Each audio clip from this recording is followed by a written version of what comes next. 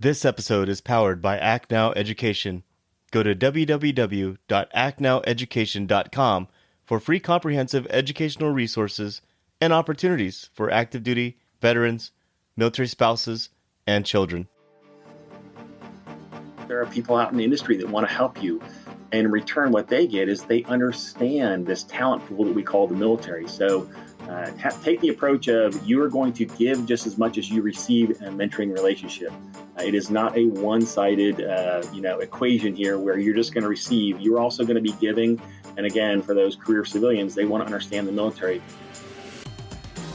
Fall in, it's time for formation. Today, we're joined with a 20-year Air Force veteran who has a knack for stats and data. With that being said, he served as an intelligence officer in the Air Force. We have Brian Niswander. He transitioned his military skills of analytics into the betterment for our future veteran generations. And in today's episode, Brian is going to explain how exactly he does this. Brian, I want to welcome you to the Morning Formation Podcast. KP, thanks for having me on your show. It's an honor.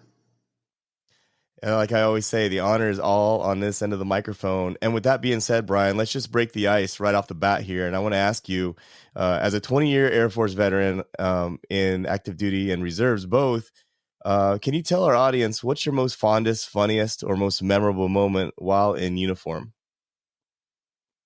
You bet. Again, thanks for the chance to be on your podcast and to talk to your audience. Almost 27 years active duty and reserve time.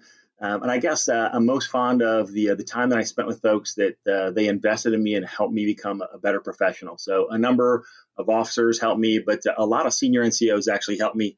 I'm certainly appreciative of all the time and energy they invested in me, and I'm trying to be able to give back to them. So that's what I'm most fond of. I also have some really funny stories from one of my assignments, and maybe I'll hold those to the end.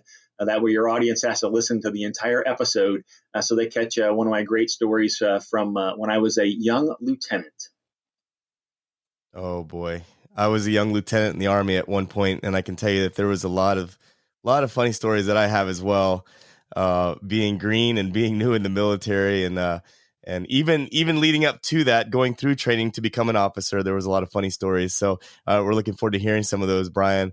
Can you talk to us and explain to us the motivation behind militarytransition.org and what it is? Absolutely. So to do that, let me kind of roll back the hands of time. So I mentioned earlier that I served in the Air Force almost 27 years. I was an intel officer, and I love to tell folks that all you do as an intel officer is you take data and information and you put it into context for a decision. It could be a tactical decision, a target that you're going to strike, or it can be a strategic decision. There is a rogue dictator that has a ballistic missile that could potentially reach the American soil, and that's not good for the American public. And so what do we do about it? So what I learned was that industry does the same exact thing. They take data and information, and they put it into context for decisions. My first job when I came out into corporate America was here in Cincinnati with Procter & Gamble. And I took data and information, and I put it into context for decisions on big consumer brands. And I learned that the skills that I applied as a intel officer applied directly into corporate America. While I was there, I also had the chance to do a lot of recruiting of fellow veterans of all branches, ranks, people from all these different walks of life. When I separated, there was no TAP, and so I'm a big fan that there is TAP today, but I feel like we owe service members the same rigor that we use when we apply data and information for decisions for national security or for business context. And that's what really gave rise to the lessons that we apply here at militarytransition.org. So we go out and we collect data from the experts. Those are veterans that have made the transition. And we make that available free of charge. Everything we do is free of charge to the service members, to their families, to their spouses, but we make that available. I also learned that service members all ask the same types of questions when they think about what follows their service. They ask, what does someone like me with my education, skills, experience, what do they do in the civilian world? Are they happy? Do they like it? Is their family happy? And what lessons did they learn that I can apply to my transition? They all ask the same questions, but they want data that aligns to their background and their unique profile.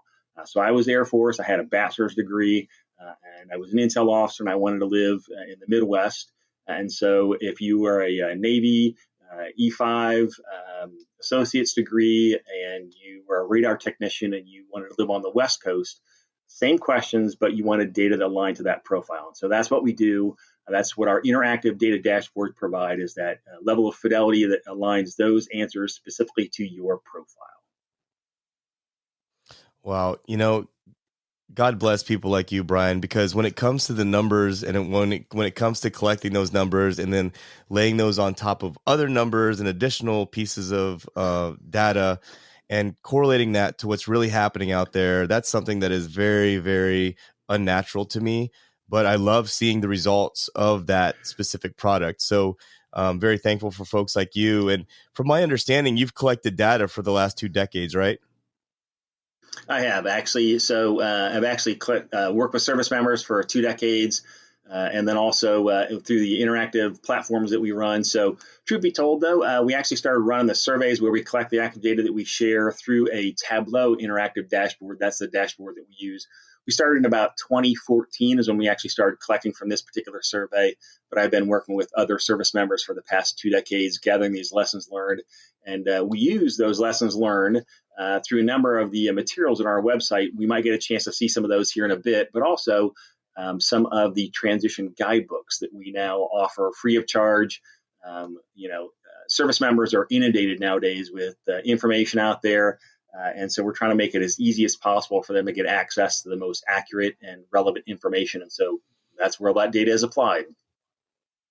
Another part of you, Brian, that I absolutely love is the fact that you're doing this as your passion. Your motivation is simply to help others find that better career transition when it's their time to get out. And I am one of those folks. They say around 80% of military professionals that transition out of the military typically leave their first job within the first year.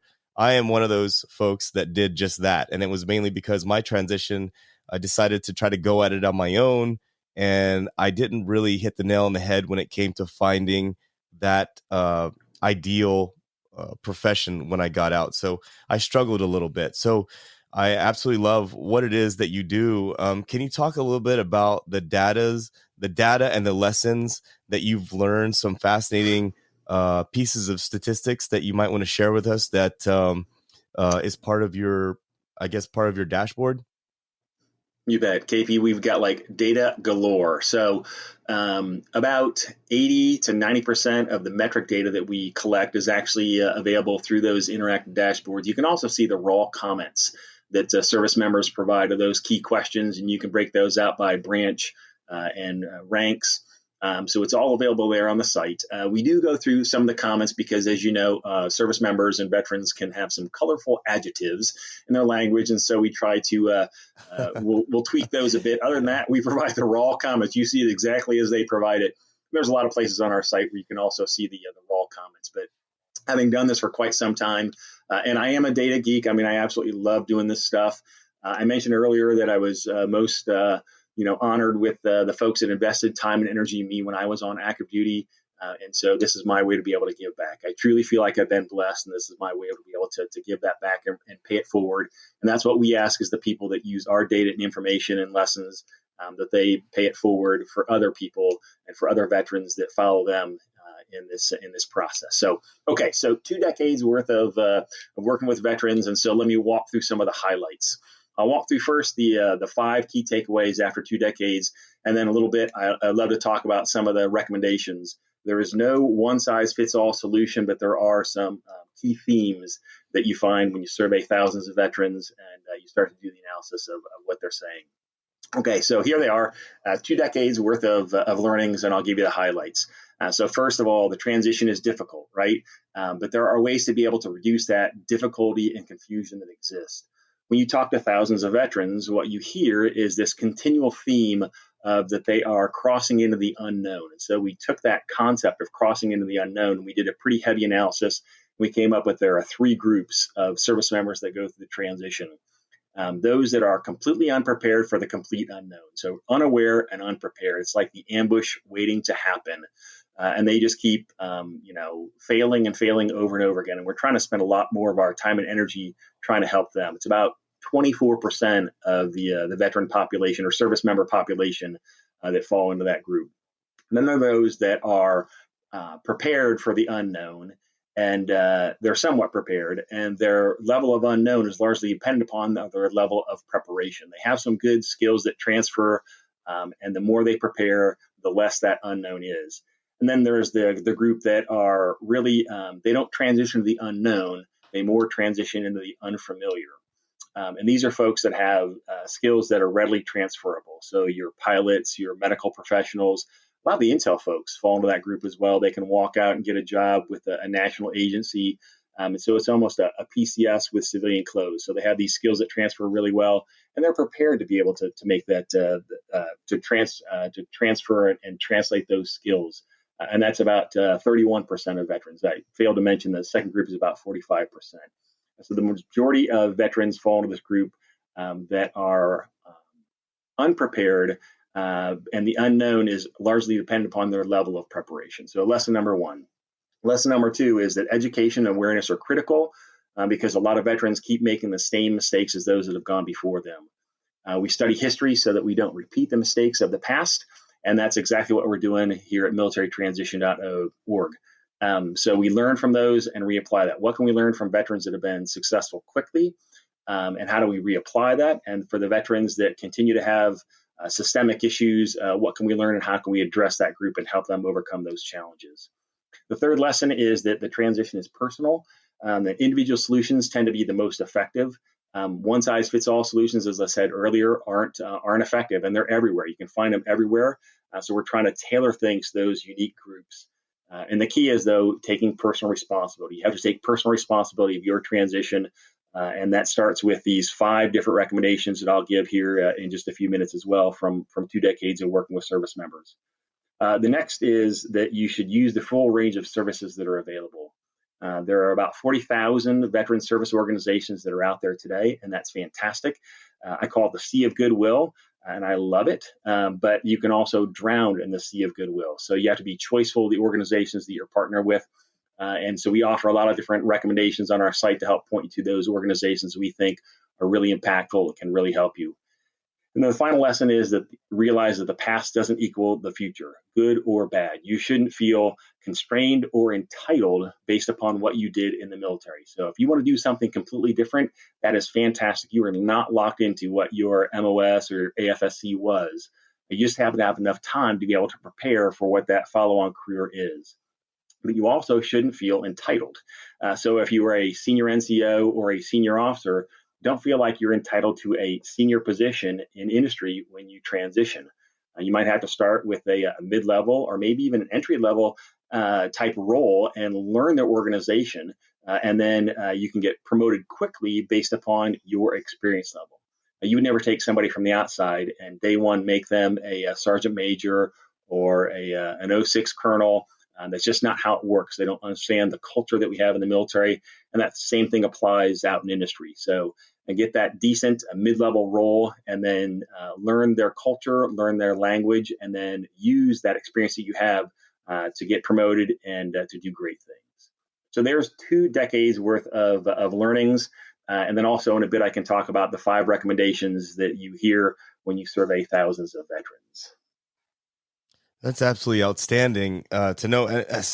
Actually, most of what you mentioned resonates with me specifically because I got out as a captain, and I thought that I was entitled to a job at a certain level, and I felt like I was locked into my specific job specialty. I didn't even think about jumping into a different type of industry, and I've learned over the years that it's best to have a variety and a diverse background when it comes to your education and your experience. For example, I have my undergrad is in criminal justice, which I got from the great Wright State University, as I mentioned earlier, right?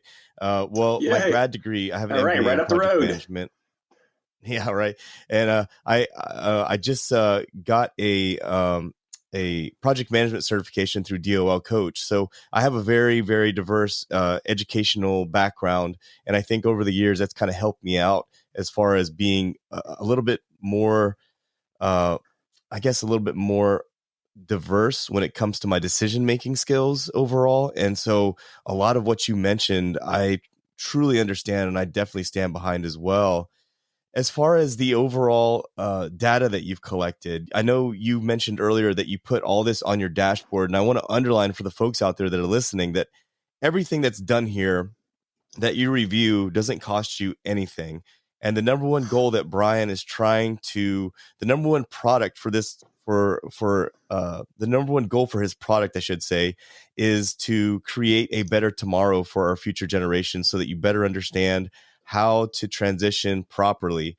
And Brian, do you want to break out the dashboard for everyone out there? You bet. So, KP, if you wouldn't mind showing, there's two different dashboards that we have currently. There'll be more in the future as well. The first one is based upon all the surveys that we have done with veterans, so the experts in the transition space. And so they share their experiences. And so you can go in, and I can't see if you've got it up or not, but you can go in and actually put in your branch, rank, and it looks like we might be having some technical difficulties on that right now. That's not a problem. If you go to our website, military-transition.org, on the top banner, you'll actually see a tab that has results, and you'll see for military. So that's where you get access to that dashboard. We also have learned years of service, your education, specialty, MOS, AFSC, and it will give you 10 pages worth of data. And then there are additional pages on that dashboard that show you who is in the data set around employment. I didn't mention it earlier, but I call it transition intelligence. So again, I was an intel type and took data and information and put that into context for decisions. And that's the approach that we use for transition intelligence. So all the metric data there, and then also all the open comments so you can see how they react, how service members and also spouses react to key transition and employment related questions. Yeah, I don't know if you can see it on your end, Brian, but I actually have the dashboard for the military spouses pulled up, and I just had the dashboard for the service member side pulled up. And so right now it's on the first page where it says, how do you feel about, it's on the military spouse employment survey where it says, how do you feel about your current employment? So yep, I'll make sure that I incorporate this. You have a lot of spouses. Please do. You have a lot of military spouses that are underemployed. So they have incredible skills and they're not able to fully apply those. And so we're trying to bring a lot more awareness around that. And a lot of the lessons that we learned for service members also apply to spouses. I have talked a lot about the data that we offer, the data dashboards and the metric data, but there are also a lot of lessons learned on our website. If you go to the downloads page, there are a number of white papers there that talk about how to actually prepare a resume, things like how to prepare for interviews, how to prepare for a career fair. There's lots of insights, and those are all based upon firsthand experience. The one other thing that I wanted to highlight, KP, both of us have mentioned that everything we do is free of charge. I'd also highlight that we are in the business of creating new original content around the transitions space for service members and for spouses. And so we're not recycling other materials. We're creating new original content that we provide on our site. And then also in a bit, I'd love to talk a little bit more about the transition guidebooks that we offer. And those are all new original content as well, based upon our metric data and also the lessons that we've learned through 2+ decades of experience. Yeah, so right now, Brian, I have it on the ready, read or download today, Truths About the Military Transition, Book 1. And I see you have Book 2 on here as well. So those are available Absolutely. on the militarytransition.org as well.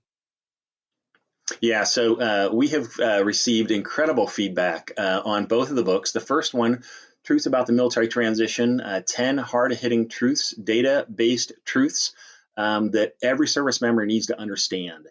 In fact, we think service members ought to have that the day they put the uniform on, because decisions you make in uniform will have an impact on your future options. So really understanding what the future holds is what the Truths About the Military Transition is all about.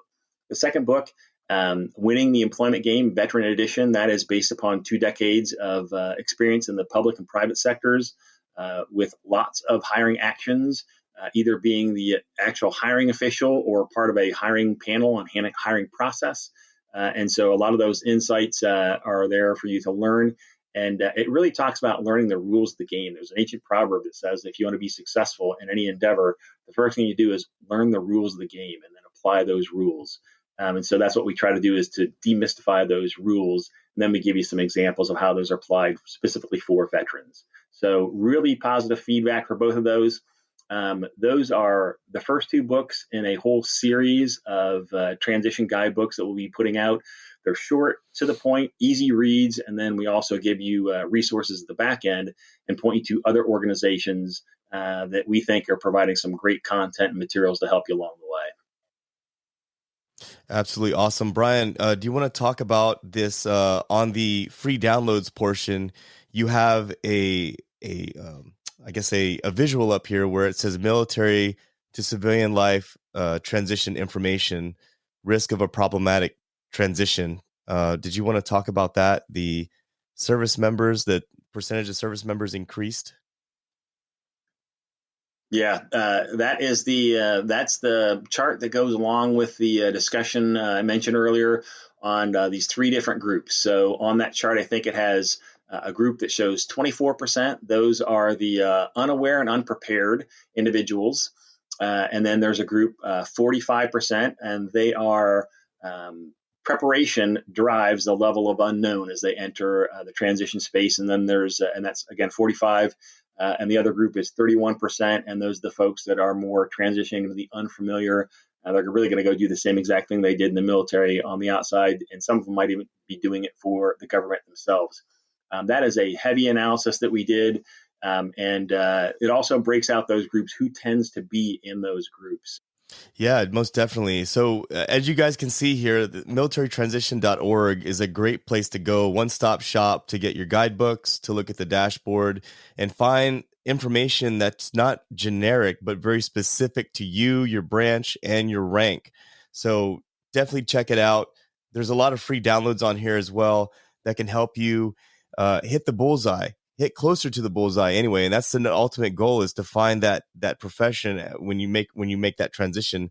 You know, Brian, one of the reasons why I do the Morning Information podcast is I know firsthand how difficult it is to transition out of the military and convey your skills to a potential civilian recruiter and try to get that job that you want. And number two, you know, we do have a huge issue with our military service and the amount of suicides that's going on. And I truly believe that part of that issue is what we're talking about right now, and the hardship of transition, where you find your ideal salary, ideal job, ideal location, and all those things. So, Brian, this is why we do what we do. And at the end of the day, everything that's being offered on this website is free. So please take advantage of it if you're a service member listening to this right now. And Ryan, if you'd like to talk about those 5 points, I mean, let's get into that. Absolutely. KP, I'll jump into that. I just real quick tangent to your point of veteran suicide. So our next transition guidebook is we're really trying to get more at that particular issue. There are 12 challenges that we have seen that service members and families, for that matter, go through. And so we try to highlight what those 12 are, and then we highlight some tactics for them to be able to get after those challenges, and then also some recommendations for employers of things that they can do to help. So that's what's next in the queue. Hopefully midsummer we'll have that one published, and super excited. It is a fantastic read full of lots of great info. Okay, so drum roll here on this one. When you survey thousands of veterans, again, I mentioned that there's no one size fits all for a successful transition. But when you survey veterans, what you hear is that there are 5 consistent themes that lead to successful transitions. And so I want to highlight what those are. The first is they recommend that you start preparing early for your transition. In fact, this is our flagship. I don't know if you can see this, but this is our flagship flyer. And on this flagship flyer, it actually has these 5 recommendations.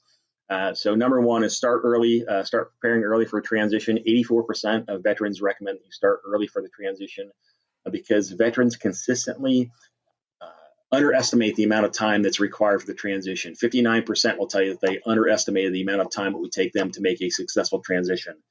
I mentioned this earlier, but you ought to start thinking about what follows the service the minute you put the uniform on, because the decisions you make in uniform will have an impact on your options post military life.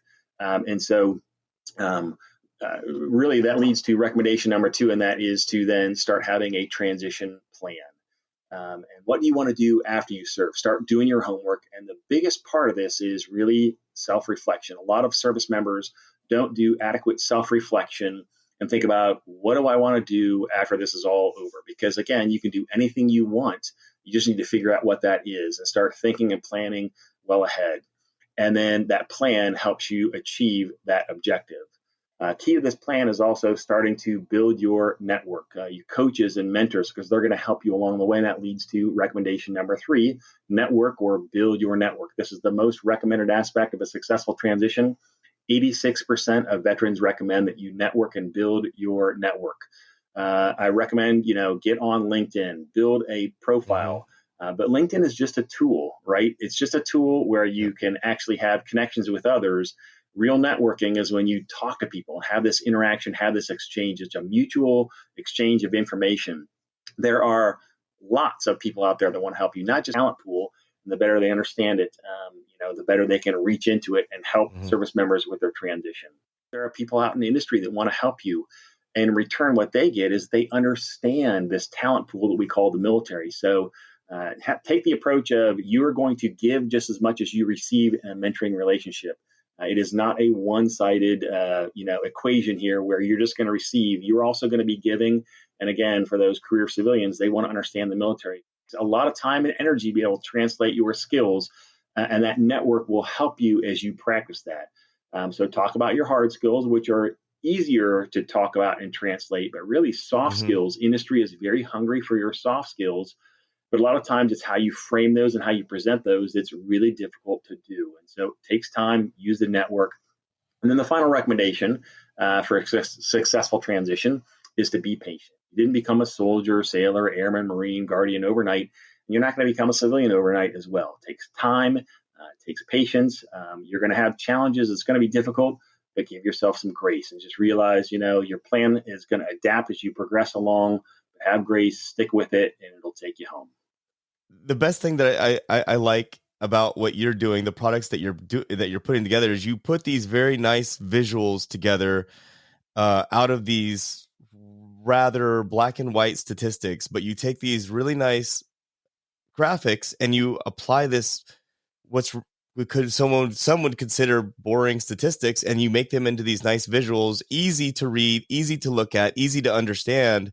But then what you just did was you talked about the 5 successful transition tips, and you even laid those out to where it's very, very systematically easy for you to understand. So that's an art in itself, Brian, and I highly recommend anyone to check out militarytransition.org, mainly because it's so simple to look at. Brian has taken all this complicated information, all this confusing stuff, and laid it out for you to where you can easily look at the visuals. You can take the 5 tips that he just mentioned right there, and everything that he's talking about, I went through. I understand what you're saying, Brian. And it's definitely something that service members need to take into consideration before, you can, I always say this, I always say you can hear the waterfall, but you can't see it. And at some point you're going to transition out. Everyone's going to transition out at some time. And I've actually heard you say that before in some of your previous interviews, that at some point in time, all service members are going to transition out of the military, whether it's in 4 years or 20 years or 30 years, you're going to be leaving the military at some point. And so this is something for everybody. Yeah. KP, that's truth. Transition truth number 1. 100% of service members are going to transition. So you need to understand that. And most of your predecessors have said that it was difficult, and you need to understand that. And so some tactics to be able to get at it. I loved your comment of, we try to make things as simple as possible. And here's why. It is difficult. It's stressful. It's challenging. And what we didn't want to do was add more noise and confusion to that and say, hey, we have all this data, but you got to dig through it and sort it out and figure it out on your own. And then that draws them in to be able to get access to all the other information that we offer on the site, as you've already mentioned. And again, all but free of charge. And it's our way to be able to give back. It's absolutely outstanding. And Brian, I want to ask you this question because it's something that I've encountered and dealt with over the years. And you being the person that you are, being at the center of this data collection for our military community, what do you feel like is the disconnect between civilian recruiters and military prospects? In my mind, a simple answer to that is that recruiters don't hire what they don't understand. And so the disconnect is they are looking for Yeah. talent, they are looking for the skills that you have, but you don't explain it in a way that makes sense to them. They don't understand. They didn't wear the uniform. And so the stories that you tell have not broken through that filter they have to see how it applies in their organization and how they need what you're talking about. All of us have been in incredible situations in uniform, leadership, followership, all those soft skills that we have, but you have to frame those so they understand. So to me, the biggest disconnect is, and sometimes it takes service member a while to figure it out, and they go through interview after interview after interview, and they finally start refining this where they could have spent time with their network and had the same conversations, that had the same learning before they missed out on several incredible jobs. But that's the Mhm. disconnect, is that recruiters, hiring managers don't hire things they don't understand. And so your translation is so they understand. And KP, I appreciate your comments earlier about how we make things really easy to understand from our website. That's exactly what we're doing on our site. And you need to do the same thing. And I will tell you, on our end, it takes lots of time and energy to be able to make these really complex, statistics and analysis look simple. And it takes Right. lots of time to be able to make your stories sound simple and have the person or the individuals on the other side of the table say, that's the person I want. They have the skills, proven skills that we need, and not just leadership skills in a peaceful environment and austere conditions where no kidding lives are on the line. They know how to do business. You got to translate your stories to make them that simple. Yeah, Brian, exactly 100%, man. Because I mean, when I went through the process myself, and this is a true story, I was sitting in front of two recruiters for this one specific company, and I was telling my story about, you know, I can't remember what question they asked me, but I was giving them a story of situation, actions, results, and about Yes. three stories in, one of the recruiters I noticed was literally falling asleep, like literally falling asleep during my, and so I really don't think he understood what I was talking about. Like when I was talking about being a platoon leader, running convoys. This recruiter specifically, I know, never served in the military, and I don't know if he just didn't have any sleep or he just got bored because of what I was talking about was going over his head. But that really changed my demeanor and my confidence overall. Later on, I found out that he did it during everybody's interview. That this specific recruiter was literally sitting upright, closing his eyes, and leaning forward while they were talking. And I said, "Yeah, man, I thought it was me." And he goes, "No." Like talked to four other guys, and they were like, "No, the same guy did the same thing to me." And I was like, "Well, maybe he just didn't know what he was hearing or what he was listening to, and he just wasn't interested." So, um, recruiters don't hire what they don't It definitely understand is the happens. best way to put it. Yeah. So, and Brian, Yeah. I wanted to ask you, man, when So it comes to the ranks. I'm sorry. Go ahead.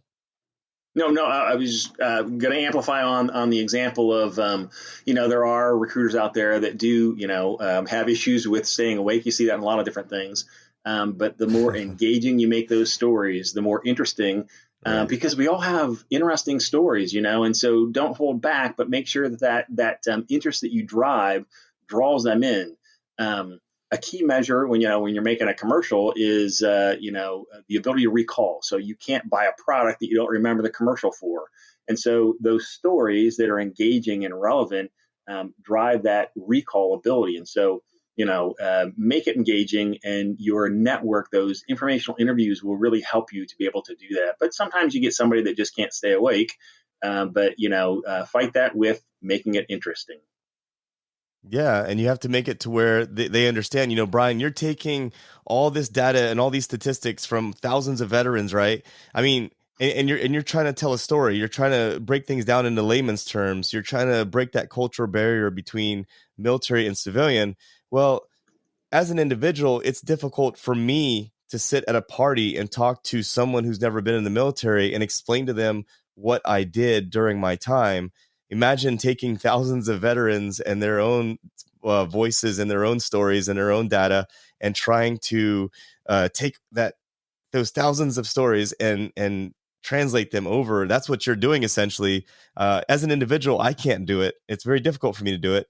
I shouldn't say I can't. I can. It's just very difficult to do. But that's why I'm saying you're doing such tremendous work, man. When I look through your dashboard and I see all these different things.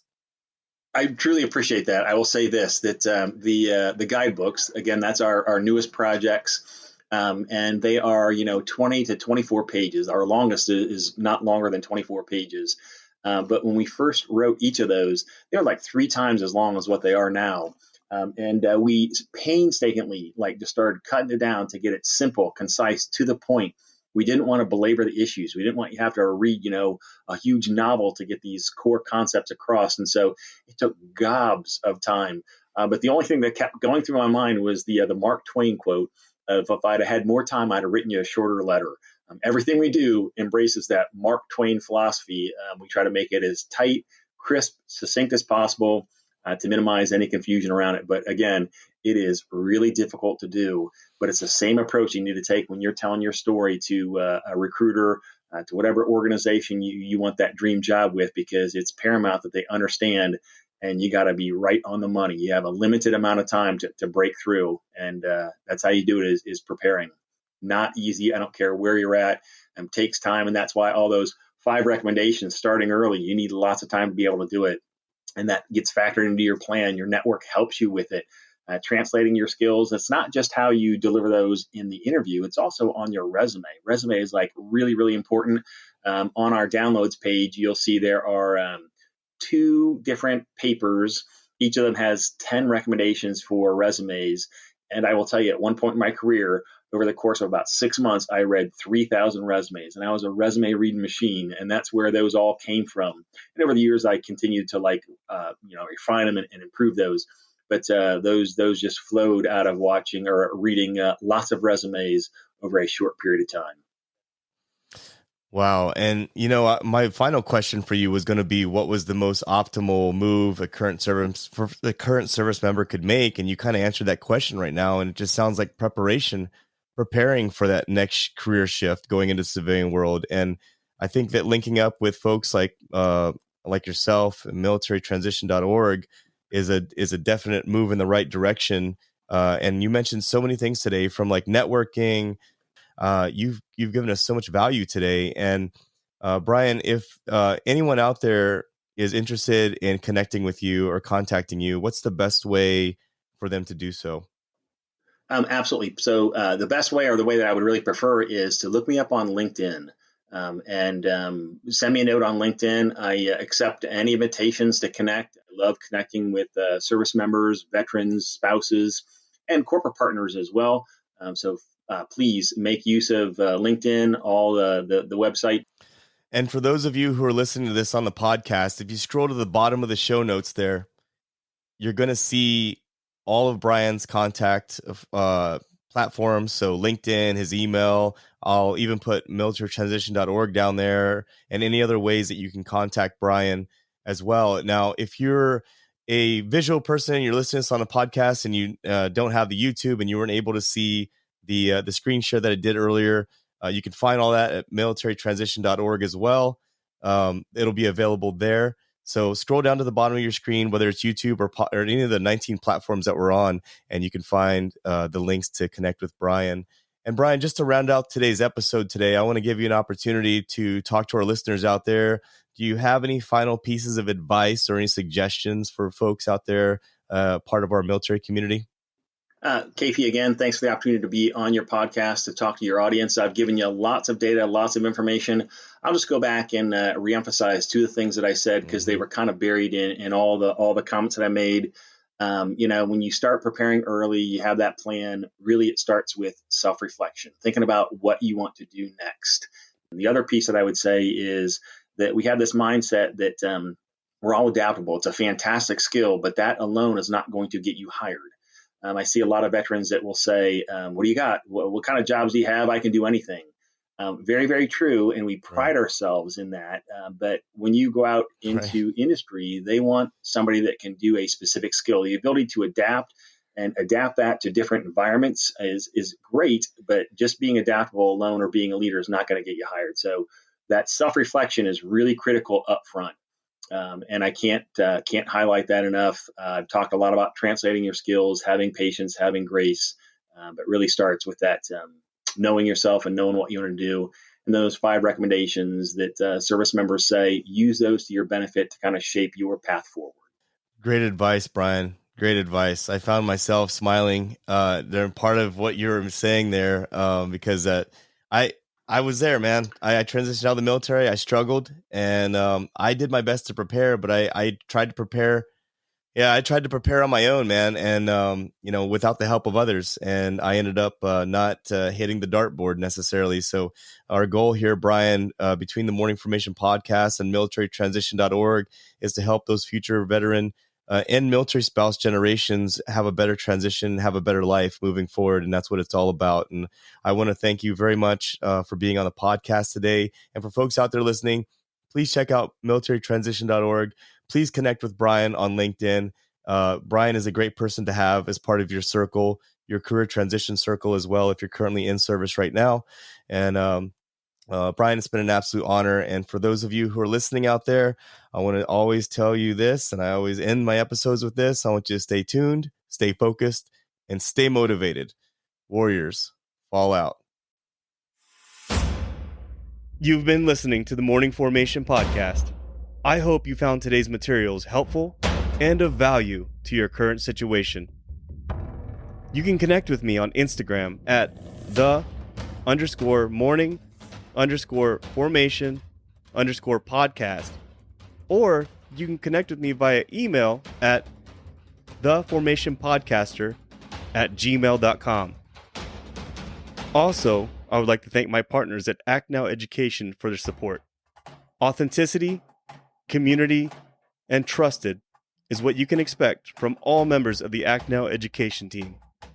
You can link up with them today and learn about some new free educational resources on their Facebook, Instagram, LinkedIn, or at their website, actnoweducation.com. Whether today's show took you back to a nostalgic time or helped you think about tomorrow, thank you for tuning in, and I look forward to seeing you again. Stay safe and stay motivated. Warriors, fall out.